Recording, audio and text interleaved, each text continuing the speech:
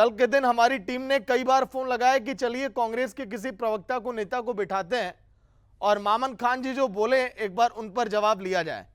हो सकता है कि आप लोग को पार्टी की तरफ से ऑर्डर आ गया हो कि नहीं, इस बयान पर आज के दिन किसी भी डिबेट में आपकी पार्टी के प्रवक्ता नहीं बैठेंगे। शायद यही वजह रही होगी आप लोगों ने फोन नहीं उठाया और बैठे नहीं डिबेट में। लेकिन क्या इस तरह के बयान, ऐसा नहीं लगता कि ध्रुवीकरण करेंगे चुनाव में, आपकी पार्टी को नुकसान हो सकता है? फिर आप जवाब बीजेपी का दीजिएगा। देखिए, किसी भी किसने कहा है? हमारे प्रत्याशी ने, मामन राव ने, अगर कोई ऐसा बयान कांग्रेस का जो कानून सम्मत नहीं है, न्याय सम्मत नहीं है, कांग्रेस का है ना मामन?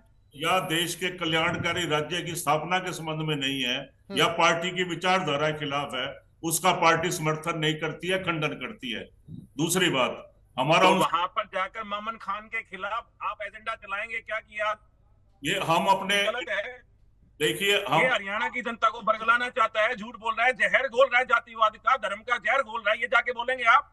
किनारा करने से बात नहीं चलेगी। आपकी पार्टी का कैंडिडेट है। आप नीरज शर्मा की बात करें तो बोलते हैं हम मुझे समझाइए मत। आप मामन खान की बात करें तो किनारा कर रहे हैं, उदय भान की बात करें तो किनारा कर रहे हैं, शमशेर गोगी की बात करें तो किनारा कर रहे हैं। बीच में मत बोलिए, जब आप बोल रहे थे मैं चुप था। सुन लीजिए, पहली बात तो ये कि आपके आचार विचार कर रहे हैं, उनका भाईचारा सौहार्द खराब करना चाह रहे हैं। आप उनके खिलाफ जाके वोट मांगिए, जब जाके हम आपको बात कीजिए। देशभक्त हैं, आप लोग देशभक्ति का ढोंग करते हैं। अगर आप सच्चे देशभक्त हैं, आप हरियाणा को आगे ले जाना चाहते हैं, मामन खान के खिलाफ जाकर एजेंडा चलाइए वहां पर उनकी विधानसभा में। मुख्यमंत्री के खिलाफ एजेंडा चलाइए, की चूड़ी नीरज शर्मा के खिलाफ एजेंडा चलाइए, जो आपका उदय भान के खिलाफ एजेंडा मुख्यमंत्री चलाइए। है वो ये एक चारों लोग काट दूंगा। आप ध्यान दे रहे हैं, सुनिए ना, हमारे कैंडिडेट भी है, बोला है आपको लोग कुछ नहीं होता। आपका आज झूठ फरेब का नकाब आपके चेहरे पे भारतीय जनता पार्टी के चाहिए और हरियाणा की जनता आपको वोट ना दे सके, आपके घर बैठाने का काम करेगी। बीच में मत बोलिए। हमने, मैं आपको बता दूं, 2014 में भारत आजाद नहीं हुआ, 1970 में। अरे आपको बताना पड़ेगा कि मामन खान के बयान का खंडन आप कैसे करते हैं। आपकी बातों का अगर आप उसकी निंदा करते हैं तो आप उसका कैंडिडेट कैंसिल कराइए। अगर आपको लगता है कि वो गलत इंसान है, गलत भावना बात कर रहा है, तो आपकी करवाइए ना। ने बयान दिया, वहां जाकर के बोलिए कि भारतीय जनता पार्टी को एमपी से रिजाइन करवा दो। कंगना रनौत को एमपी की सीट, हरियाणा को आगे बढ़ाना चाहती है और हमारे कैंडिडेट ध्रुवीकरण की राजनीति करते हैं। आइए बेनीवाल साहब, बेनीवाल साहब आइए सर। हमारे कैंडिडेट बेनीवाल साहब, हमारे बेनीवाल साहब, मेरा सवाल डिबेट में तड़का लगाने के लिए नहीं था सर। सुन लेते हैं जवाब ना। आपकी पार्टी के जवाब ही नहीं सुन रहे हैं। बेनीवाल साहब सुन लीजिए सर, मेरा सवाल डिबेट में तड़का लगाने के लिए थोड़ी है सर। जवाब पे आ जाते हैं क्लियर कट। आइए, 1970 में हरियाणा में सारे गांव में बिजली हमने दी, कांग्रेस ने दी, भूल मत जाना। दूसरी बात, वृद्धावस्था पेंशन की आपने बात करी थी, सुन लीजिए, 1,114 से 1,000 रुपए थी। अगर हम महंगाई का इंडेक्स 5.46 काउंट करें तो 10 सालों में ये 69.60% क्यूमुलेटिव इंटरेस्ट उससे हो जाता है, इंक्रीमेंटल से, तो 1,700 रुपए हो जाते हैं। आप 3,000 दे रहे थे, 1,300 के डिफरेंस को आप 30 मार्क का बन गए हैं।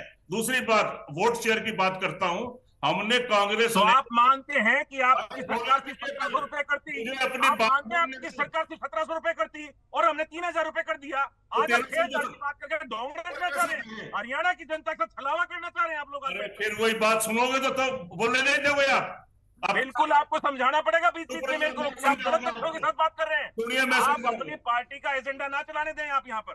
देखिए, इनको वोट मिले, हमें वोट मिले 46.9%, जबकि 42, झूठ ना बोले, 42% वो मत प्रतिशत मिला है आपको। 4% आप आम आदमी पार्टी का ना जोड़े अपने साथ। क्यों नहीं जोड़े?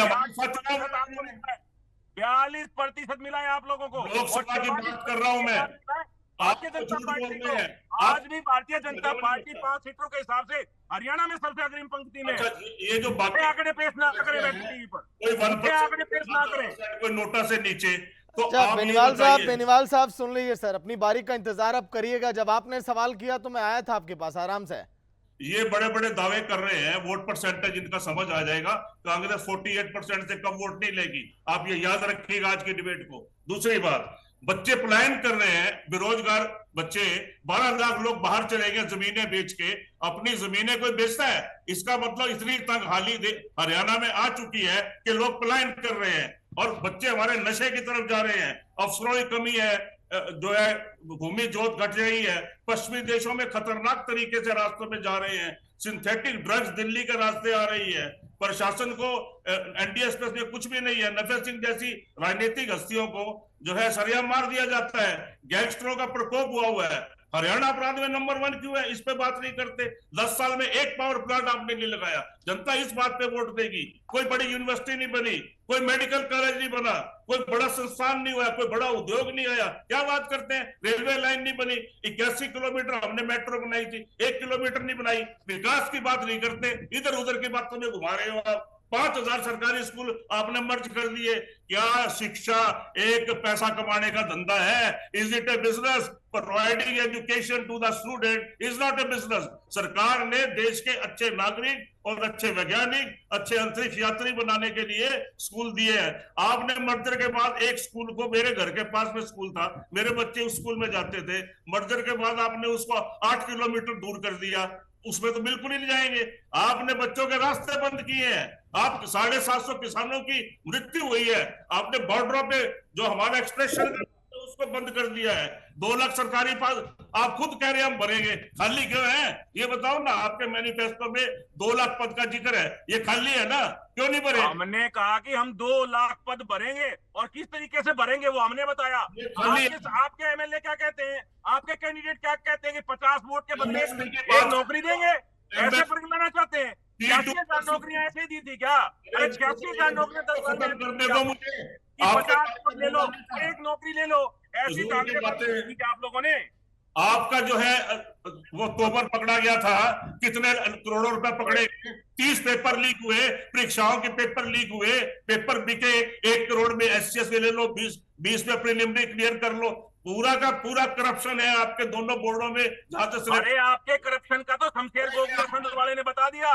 सरकार आ गई, अनिल तोमर सरकार आ गई, तो कैसे वो अपना घर भरने का काम करेंगे? आपने पकड़ेंगे, घर भरने का काम करेंगे, पकड़ेंगे। कैसे जनता को बेवकूफ बना करके? अरे चुप रहिए आप। आपके नीरज शर्मा ने क्या कहा कि 2-2 हजार नौकरियां मिलेंगी। और आइए अरोड़ा जी, आइए अब चलते हैं। देखिए रेडू साहब के पास लगभग आप लोगों ने 6 से 7 मिनट लिया सर। बेनीवाल जी, बेनीवाल जी आएंगे, कांग्रेस की जवाब लेंगे आप। बेनीवाल जी, ठीक है बेनीवाल जी, अरोड़ा जी लौट कर आऊंगा सर।